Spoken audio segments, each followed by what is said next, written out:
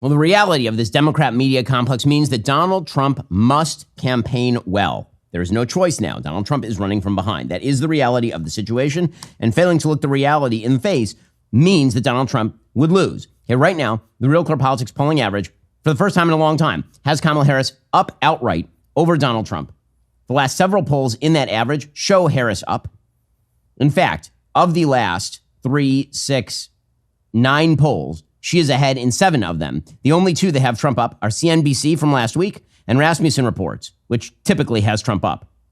So there's no question the momentum in the race has moved. In the battleground states, the Real Clear Politics polling average now has Harris up in Wisconsin and in Michigan. Trump is still up in Pennsylvania, although very, very narrowly. And it seems like momentum is moving in her direction, which means Trump has to campaign better. It's just that simple. Again, I'm a backer of Trump. I want him to win. That is why he needs to do the right thing and campaign well. And what does that mean? That means nailing her on the record. It means pointing out what she is, pointing out she's a chameleon and that she's a liar because she is. Trump is starting to make those sorts of noises.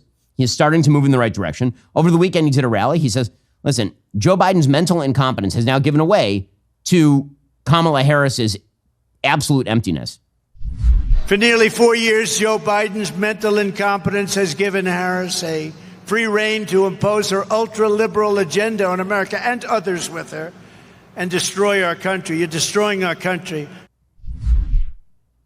Hey, he's right about all this, but he needs to be specific. He needs to be specific about what it is that she has done. It's not going to be enough to sort of speak the general about her because she's not well known enough.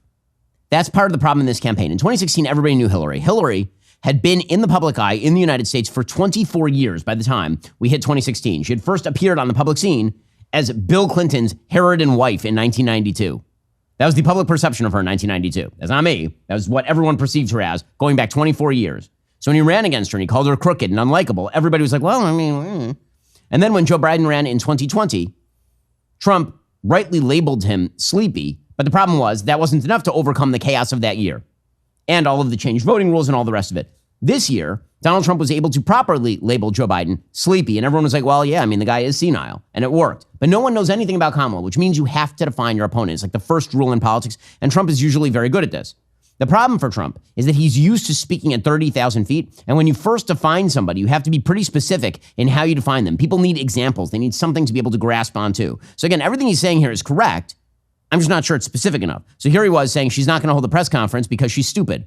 By the way, he's not wrong. She is not an intelligent human being, which is why every time she gets off the teleprompter, she sounds like a drunken 15-year-old. It's amazing. Here's Trump.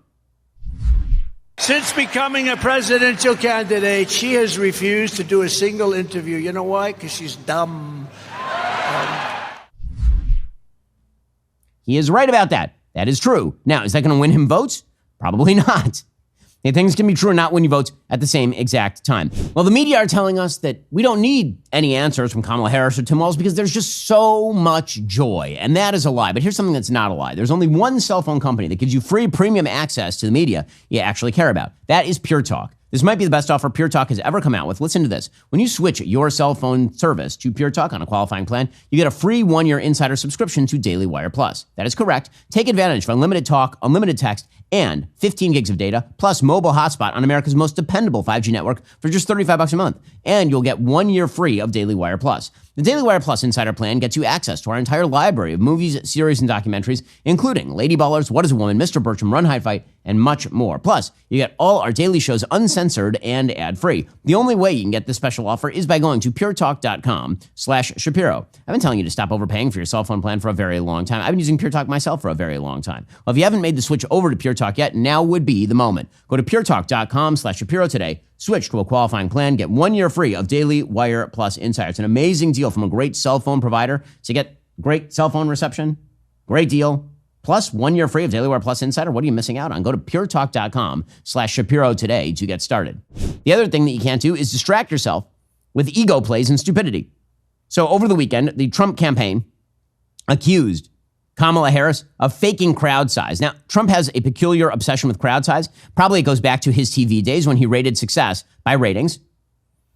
Whatever the rationale, he spent some of the weekend fulminating over the Harris campaign's supposed AI crowd sizes. So he claimed on social media on Sunday that a crowd at a Michigan rally for VP Harris didn't exist and nobody was there. And he said that photos of the event were fabricated by AI. That, of course, was not true. There were, in fact, thousands of people who were gathered there. There was video of it. And Kamala HQ then tweeted out in response, this is an actual photo of a 15,000 person crowd for Harris Walls in Michigan. Trump has still not campaigned in a swing state in over a week.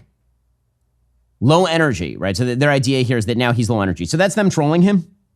He cannot fall for the trolling. Falling for the trolling would be a large scale mistake. Got to focus on the actual issues, especially because they are there aplenty.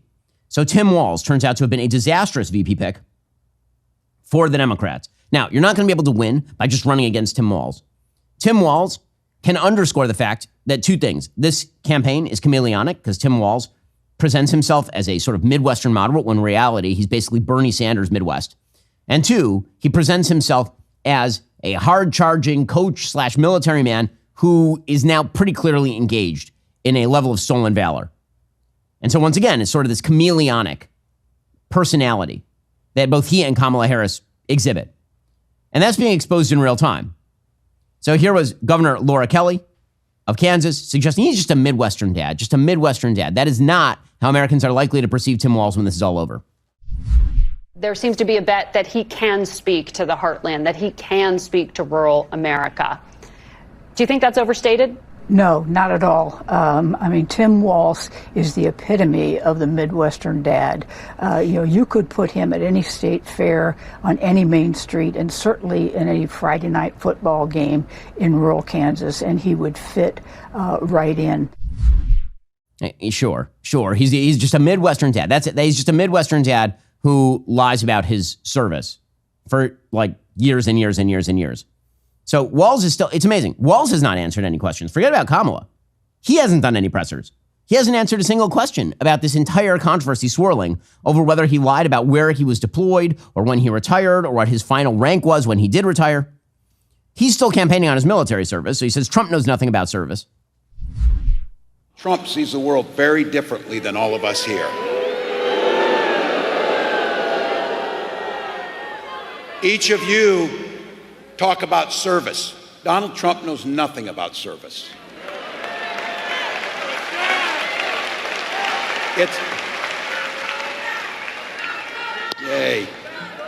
It's pretty hard to provide service to others when you're too busy looking out for only yourself.